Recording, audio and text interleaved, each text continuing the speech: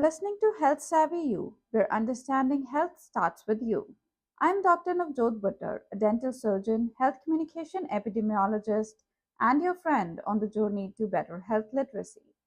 In every episode, I break down complex health info, teach you how to spot fake health tips, and share practical tools to help you think clearly, ask smarter questions, and make confident health choices. Keep listening because becoming healthier shouldn't feel out of reach, it should feel empowering.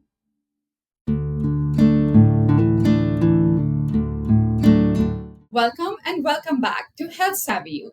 It's another wonderful day to learn together, and today we are tackling another reason why science is trustworthy.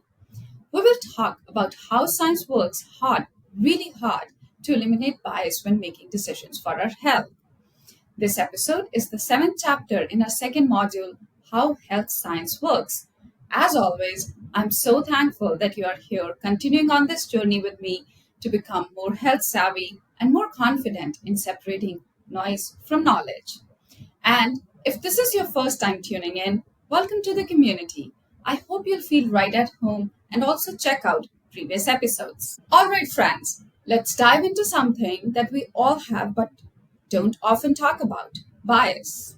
But before we get nervous, this episode is not about blaming anyone for being biased. We all have it. I have it. You have it. Bias is universal. And the truth is, it doesn't magically disappear when we put on a lab coat or call ourselves a scientist or a doctor. That's why it's important to learn about the bias we carry as humans and the kind that can sneak into science if we are not careful. First, let's talk about personal bias. Personal bias is like invisible lens through which we see the world. It's shaped by our experiences, our culture, the stories we have grown up with, and even our moods. For example, maybe we grew up in a family that swore by natural remedies for everything, or maybe someone we loved had a bad reaction to a medicine. These experiences subtly shape our beliefs about what works and what doesn't, even if we don't realize it. Personal bias is the reason why two people can read the same article and walk away thinking completely different things. Now, being a scientist doesn't automatically make us free from personal bias. In fact, it's very easy for personal bias to sneak into our work if we are not careful. Imagine a researcher studying a new drug. Maybe they have seen a patient suffer from conditions for years and they really want this treatment to work. That desire, even though it comes from a good place, can unconsciously influence how they interpret results. They might notice improvements more than side effects or be more forgiving of flaws in data. That's a classic example of personal bias meeting science. Now, scientific bias is a little different. It's not about our feelings or our gut instincts. Scientific bias is when something in the way we design a study, collect data, or analyze results lead us to conclusion that isn't quite right. Think of it like a hidden wobble in a scale. If the scale is tilted, no matter how carefully we step on it, the numbers will be off. Scientific bias can come from lots of places. Maybe the group we studied wasn't representative of the population. Maybe the way we measured something wasn't precise. Or maybe we unconsciously picked methods that would make our preferred outcome look more likely.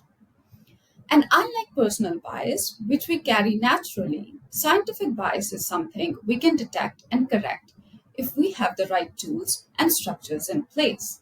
Bias is natural, unavoidable, and shaped by our human experiences. The magic of science is that even though bias, personal or scientific, never fully goes away, the system itself is designed to catch it and correct it before it influences major health decisions. So let's get into the real work of how science finds bias and fixes it. Science is humble enough to know that it's not perfect. It assumes it can be wrong, and that's the very reason it keeps catching its own mistakes. There are entire toolkits, systems, and even traditions built to keep bias in check. Let me walk you through how that happens one step at a time. Science's first line of defense are technical checkpoints. When we think of a scientific study, we might imagine it like one big serious experiment where someone mixes chemicals or crunches data. But in reality, a good study is like a puzzle where every piece has to fit just right. and those pieces are designed to reduce bias before the research even begins. One of the most powerful tools here is randomization. In simple terms, that's when we randomly decide who gets what. Say, one group gets a new treatment and another gets the standard one. This helps us to make sure the two groups are alike in every way except for that treatment.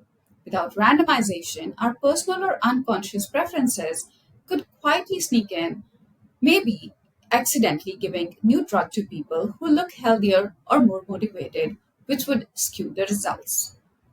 Then comes blinding. And I don't mean with eye patches around your eyes. Blinding means keeping certain people in dark about who's getting what, so expectations don't color results. If participants don't know which group they are in, and the researchers analyzing data don't know that either, it keeps everyone honest with no wishful thinking creeping into the numbers. Then we have things like sensitivity analysis. Scientists test and retest the data in many ways to see if the results still hold up under different assumptions. It's a way of asking, what if we're slightly wrong here? Does the finding still stand? But even the best design can still have invisible bias. So scientists turn to more statistics to spot patterns that might look suspicious. Think of this as the magnifying glass part of science. Tools like funnel plots or regression based tests are used in meta analysis to see if results seem oddly one sided. If smaller studies show bigger effects, or if some studies are mysteriously missing, that might hint at publication bias, where studies showing exciting results are published more often than those that don't. It might sound technical, but the goal is simple: to keep our conclusions grounded in evidence, not wishful thinking. Next, science being a group project, scientists keep checking each other's blind spots. A single scientist working alone can only see through their own lens. But put a group of scientists together, each from different fields, backgrounds, and experiences, that lens widens. This is how science manages the personal side of bias. We check each other's blind spots. For example, an epidemiologist might question the way a statistician coded data, or a clinician might say, wait, this doesn't make sense in real patients. This healthy back and forth is a way of quality control. Many research teams even include people specifically trained to ensure data quality or ethics compliance. They use validation and cross checking processes, like comparing data to hospital records or official sources to make sure nothing went off track. Think of it like having a friend double check your math homework before you turn it in. And with newer advancements, scientists now use machine learning and stratification to spot bias.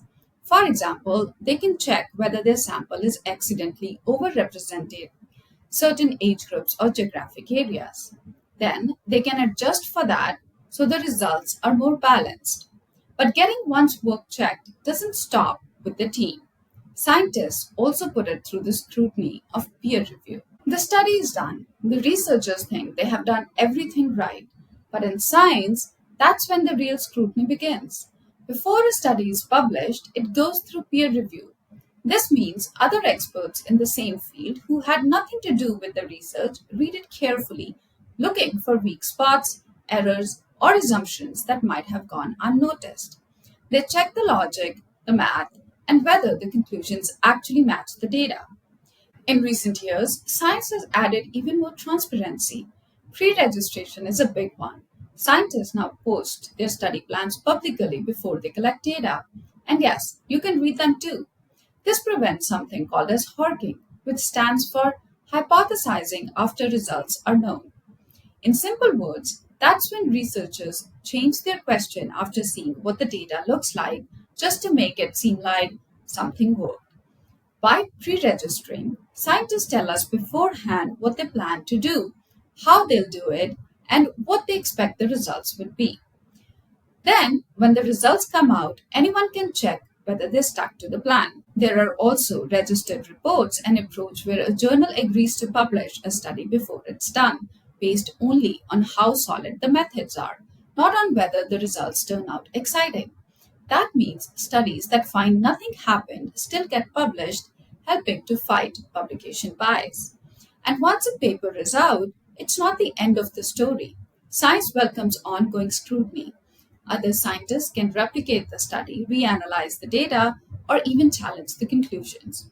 Trust me, doing scientific work with all this scrutiny is an intimidating job, but actually one of science's greatest strengths. Because when we allow others to check our work, we are making science stronger. And science learns as it goes. Science, as we learned in our last chapter, is self correcting. When new evidence comes in or when a better method is developed, science updates its understanding.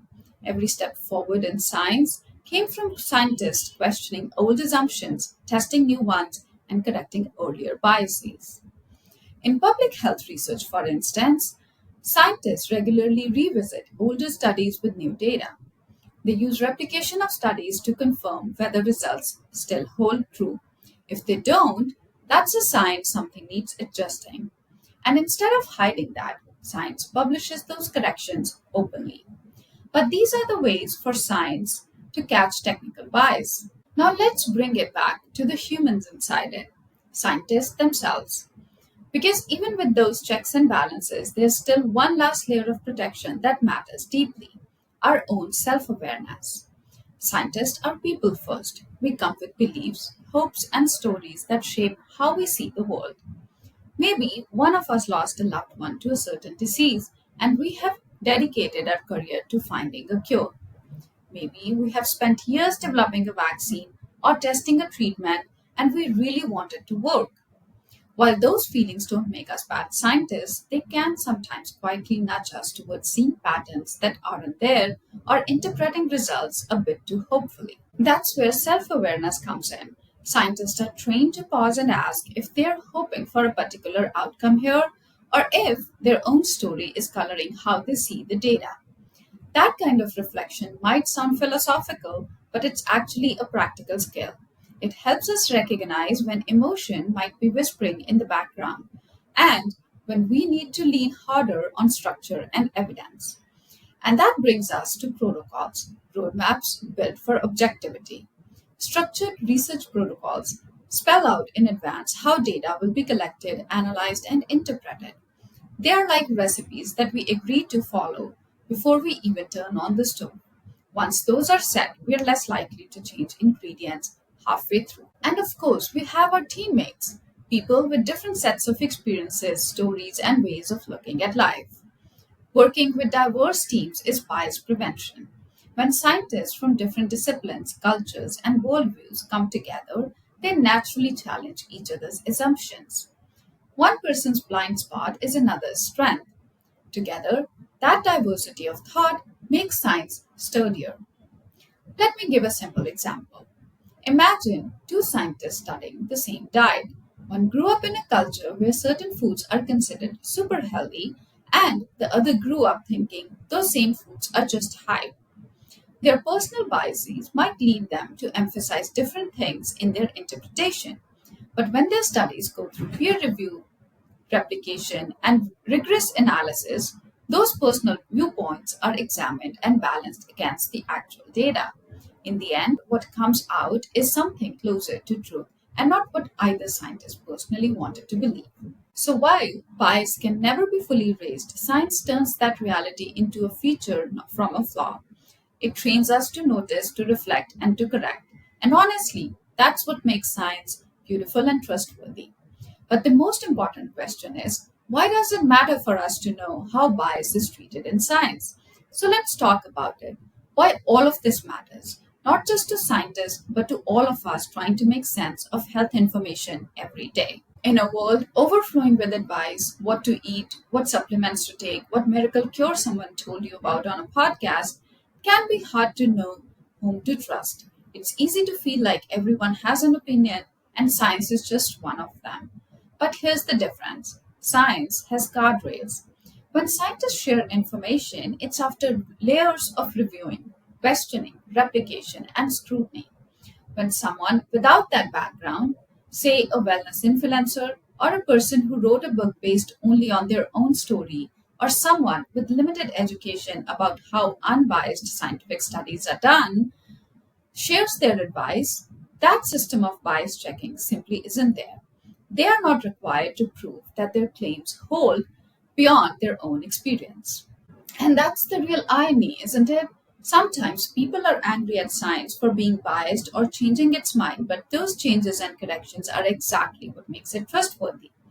The self proclaimed experts, on the other hand, rarely update their claims or admit when something doesn't hold up because there's no structure demanding that they do. When we get guidance from health scientists, what we're seeing is the result of a process that has been stress tested at multiple points. From design to analysis to peer review to public discussion, each stage is built to catch errors and challenge assumptions, a system that is never followed by health influencers. Unchecked personal bias, whether it's ours or someone else, can lead to real harm. We see it every day with dangerous health fads, fake cures, myths that spread faster than evidence ever could. Science checkpoints, even if they sometimes feel slow, are what keeps us safe from those biases related mistakes. For those of us who want to be healthy, when we hear a health claim on our social media, it is our responsibility to pause and ask, what process did this go through? Was it reviewed and challenged? Who reviewed and challenged it? Science never asks for blind obedience. It wants you to understand that behind every recommendation, every vaccine, every safety guideline, every new treatment, there's a community of people constantly testing, questioning, and improving it on our behalf. It's how science shows it cares for us. So, as we wrap up today, let's remember this: science isn't just one person's opinion. Science has built in structures to manage bias, and that's what makes it so powerful and worthy of our trust. Thank you for listening, for staying curious, and for walking this path of learning with me. If today's episode helped you see science in a new light, share it with someone who might need to hear it too. And give Health Savvy You a little love with your likes and reviews. In our next episode, we are taking on something that comes up all the time: the fascinating dance between ancient wisdom and modern science. We'll talk about how science isn't against ancient wisdom, it's just careful about what stands the test of evidence. I will bring it to you in 2 weeks. Until then, stay savvy, stay healthy. Thank you for tuning into Health Savvy You. I hope today's episode brought you one step closer to feeling confident, curious, and in control of your health. If you found this episode helpful, share it with someone you care about. Keep learning and remember, health literacy is for everyone, including you. Be sure to follow or subscribe so you never miss a new episode. I have got more great conversations coming your way. See you next time, and until then, stay savvy, stay healthy.